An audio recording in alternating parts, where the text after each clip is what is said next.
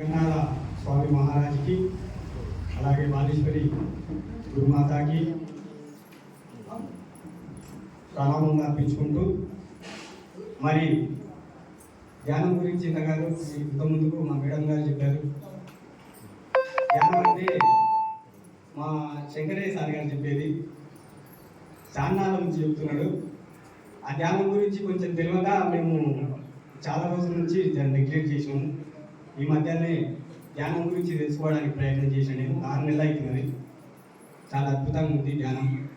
ధ్యానంలో అన్నీ ఉన్నాయి. ధ్యానంలో దొరకని అంటూ లేదు. ధ్యానం చేసింది ఎవరంటే మన జగన్నాథ స్వామి చేసిండు గొప్పగా. ఎక్కడెక్కడ చేసిండంటే గంగాపురంలో చేసిండు, ఆడ కూర్చొని లక్ష్మీనారాయణ స్వామి టెంపుల్లో కూర్చొని, మీనాంబరంలో చేసిండు.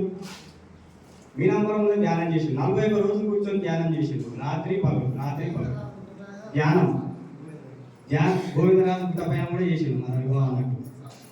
ఎక్కడెక్కడో ధ్యానం చేసిండు. అరే ఈయన ధ్యానం చేసిండు ఏం తప్ప ఈ ధ్యానం ఆయన నుంచి ఆయనకే సాధ్యం కానీ మరి ఇంకెవరికి అవుతుందా అనుకుంటే ఆయననే చెప్పిండు, అవుతుంది బిడ్డ అందరికి అవుతుంది కానీ ఒకటే పని చేయాలరా అని చెప్పిండు.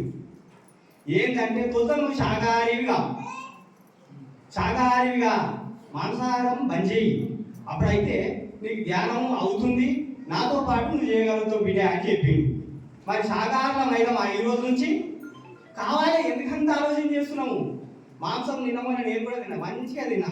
దాంతో చాలా నష్టం. దీంతో శాకాహారంతో ఎన్నో అద్భుతాలు ఉన్నాయి. చాలా హ్యాపీగా ఉంటుంది శాకాహారం. సపాటు కొట్టండి గట్టిగా. ఇప్పటి నుంచి శాకాహారం అయ్యాం అందరం.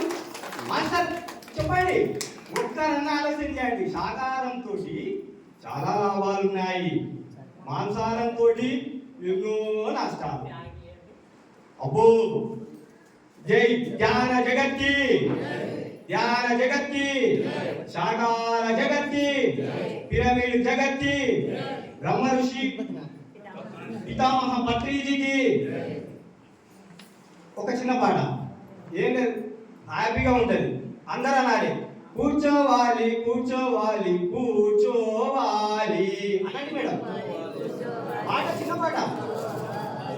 కూర్చోవాలి కూర్చోవాలి కూర్చోవాలి పత్రిక చెప్పింది. ఎక్కడ పోయి పరుగు ఎంతసేపు ఉరుకుతావు? ఉరికి ఎక్కడ ఉరుకుతావు? పోయి కూర్చోవాలి కూర్చోవాలి కూర్చోవాలి. కూర్చున్నా కదా ఇదే. కళ్ళు రెండు మూసుకొని వేళ్ళల్లో వేళ్ళేసుకొని, చేతుల వేళ్ళు. కళ్ళు రెండు మూసుకొని వేళ్ళల్లో వేళ్ళేసుకొని, కూర్చోవాలి కూర్చోవాలి కూర్చోవాలి. కళ్ళు రెండు మూసుకొని వేళ్ళల్లో వెళ్ళేసుకొని, కూర్చోవాలి కూర్చోవాలి కూర్చోవాలి. ఇదే చెప్పిన పత్రిక. ఏమన్నా బరువుందా? దీంతో ఎంతో ఆనందంగా ఉంది, ఎన్నో అద్భుతాలు ఉన్నాయి దీంట్లో. కూర్చుంటే కళ్ళు మూసుకొని మన శ్వాసను మనం గమనించగలుగుతానే కాదు, మన ముక్కులకెళ్ళి వచ్చేది, ఎక్కడి నుంచో వచ్చేది కాదు. కూర్చోవాలి కూర్చోవాలి కూర్చోవాలి. జై ధ్యాన జగత్, జై శాకాహార జగత్, జై పిరమిడ్ జగత్, జై జై పత్రిజీ.